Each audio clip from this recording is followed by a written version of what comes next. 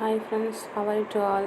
Today என்ன பார்க்க போகிறோம் அப்படின்னா, பொரி உருண்டை ஸ்நாக்ஸ் எப்படி செய்கிறதுன்னு பார்க்க போகிறோம்.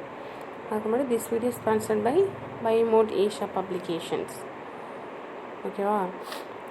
பொரி உருண்டை செய்கிறதுக்கு ஈஸியான சிம்பிளான திங்ஸ் தான். ரெண்டு திங்ஸ் போதும். பொரி ப்ளஸ் வெல்லம் ப்ளஸ் பொட்டுக்கடலை வேணால் சேர்த்துக்கலாம். லைட்டாக நம்மளுக்கு தேவையான அளவு பொரி எடுத்துக்கணும். நான் இன்றைக்கி எவ்வளோ எடுத்துக்கிறேன்னா 250 கிராம்ஸ் எடுத்துக்கிருக்கேன் பொரி. அதே அளவுக்கு வெல்லம் எடுத்துருக்கேன். உங்களுக்கு வெல்லம் இன்னும் கொஞ்சம் இனிப்பு நிறைய தேவைப்படும், ஸ்வீட்டாக இருக்கணும் அப்படின்னா அதை கொஞ்சம் வேணாலும் ஆட் பண்ணிக்கலாம். நான் ரெண்டையும் ஈக்குவல் குவான்டிட்டியில் எடுத்திருக்கேன். ஏன்னா அது ரெண்டையும் சேமாக இருந்தால் தான் கொஞ்சம் டேஸ்ட்டாக இருக்கும்னு சொல்லிட்டு பசங்களும் கொஞ்சம் லைக் பண்ணி சாப்பிடுவாங்க. இந்த ஸ்நாக்ஸ் செய்கிறது ரொம்ப ஈஸி. இது எப்படி செய்கிறது அப்படின்னா, நம்ம தேவையான அளவு பொரி எடுத்துட்டோம், அப்புறம் வெல்லமும் எடுத்துட்டோம். இப்போ வெல்லத்தை பாகு செய்வாங்க. வெல்லம் பாகு காய்ச்சி அதில் பொரியை போட்டு மிக்ஸ் பண்ணிவிட்டு அது லாஸ்ட்டாக அந்த ஹீட் லைட்டாக இருக்கும்போதே அதை உருண்டையாக எடுத்துக்கணும். அதுதான் ஈஸியாக செய்கிறது தான். இது ஒன்றும் அவ்வளோ கஷ்டம்லாம் கிடையாது.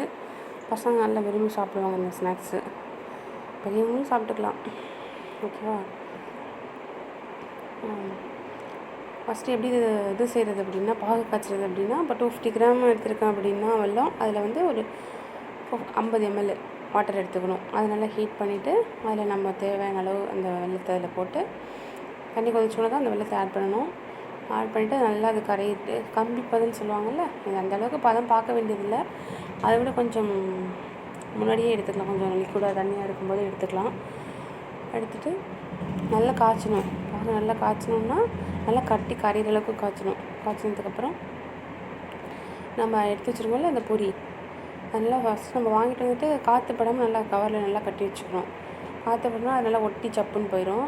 அதனால் ஏர் கண்டெய்னர் டப்பா இருக்குல்ல, அதில் போட்டு க்ளோஸ் பண்ணி வச்சுக்கலாம். போட்டு அந்த வெல்லம் பாகு ரெடியானோடனே அந்த பொரியும் பொட்டுக்கடலை ரெண்டையும் சேர்த்து கொட்டணும். கொட்டி அதை நல்லா மிக்ஸ் பண்ணிவிட்டு அந்த சூடு ஆடுறதுக்குள்ளேயும் லைட்டாக சூடாக இருக்கையில் அதனால நம்ம தேவையான சைஸுக்கு உருண்டை பிடிச்சி எடுத்து வச்சுக்கலாம். அது நல்லா டப்பாவில் போட்டு நல்லா ஸ்டோர் பண்ணி வச்சுட்டோம் அப்படின்னா ஒரு 15 to 20 டேஸ்க்கு சாப்பிட்டுக்கலாம். 1 month கூட வச்சுக்கலாம். மினிமம் ஒரு 20 days வச்சுக்கலாம். மேக்ஸிமம் 1 month வச்சுக்கலாம். கெட்டு போகாமல் இருக்கும். டெய்லியும் வரும்போது பசங்க ஸ்கூல் விட்டு வரும்போது அந்த ஸ்நாக்ஸ் கொஞ்சம் ஸ்வீட்டாக இருக்கிறதுனால வேணான்னு சொல்ல மாட்டாங்க. டெய்லி அதை ஒன்று எடுத்து கொடுத்துக்கலாம். நம்மளும் சாப்பிட்டுக்கலாம். அதில் வேறு ஒரு இன்க்ரீடியன்ட்ஸும் நம்மளுக்கு தேவையில்லாத இன்க்ரீடியன்ட்ஸ் எதுவும் நம்ம சேர்க்கல. அதனால் யார் வேணாலும் இதை சாப்பிட்டுக்கலாம். பெரியவங்க சின்னவங்கலேருந்து யார் வேணாலும் இந்த பொரி உருண்டை ரெசிபியை சாப்பிட்டுக்கலாம். செய்கிறது ரொம்ப ஈஸி. Okay friends.